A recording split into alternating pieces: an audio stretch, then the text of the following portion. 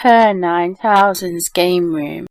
Seeing as it's the release day for Zelda Tears of the Kingdom for the Nintendo Switch, I thought I would look at a Zelda game. My copy of Tears of the Kingdom hasn't arrived, so what am I playing? Well, obviously you know because you clicked on the link to this video. I've been playing Link's Crossbow Training, which is a shooting video game developed and published by Nintendo for the Nintendo Wii game console.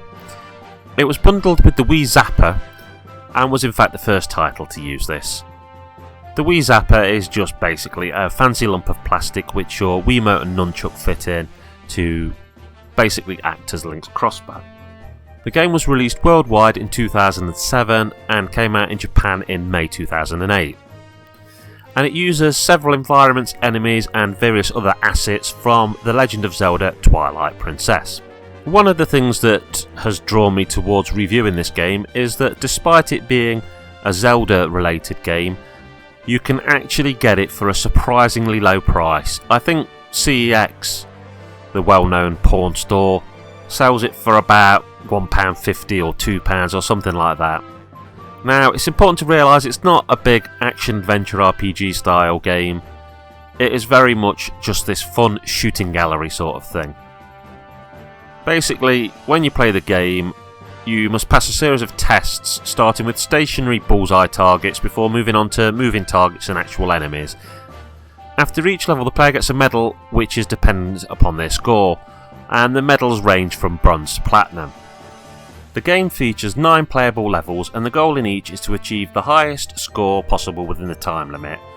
And these levels are divided into 3 main gameplay styles. First, you've got the target shooting levels, where players fire their crossbow at targets which start stationary but move as the difficulty increases in later levels. Obviously, like darts, if you hit the centre of the bullseye you earn more points, and the points earned multiply if the player hits target after target without missing a shot. Then you have the defender levels, where players remain stationary. You retain the ability to shoot and aim a full 360 degrees, and you must fight off hordes of enemies. For each piece of damage you take, your score decreases. Finally, there's the ranger levels, where the player assumes complete control over Link. You move around using the nunchuk, control stick, and shoot with the zapper.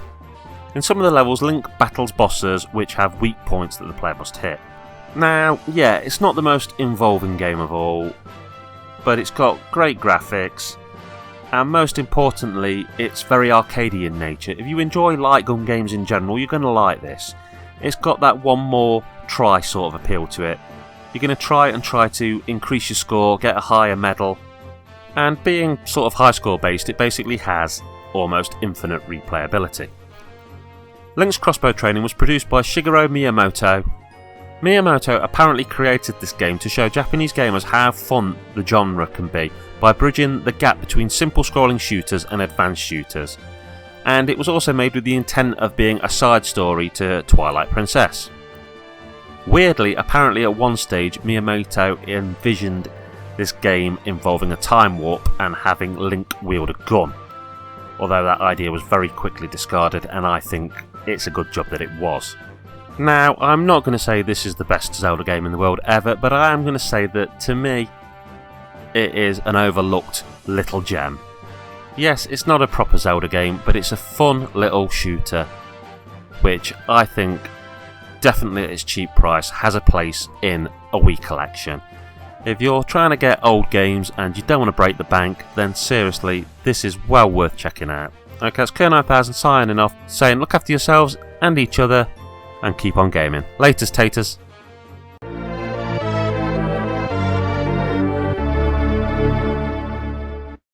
A Squaffy Bear production. Hi, it's KERR9000, the Chrome-Faced Man. I'd just like to say thank you for making it to the end of my video. I've got lots of stuff on my channel, my horror house doing horror reviews, games room doing games, sci-fi station. It's absolutely chock-a-block full. I can also be found on the Retro Gamer U forum, which is full of great people, great laugh.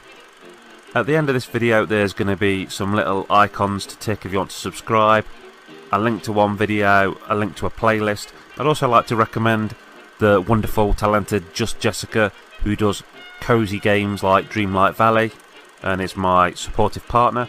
thank you ever so much once again for watching my video, and particularly if you follow me, thank you for all your support, and have a great rest of your day.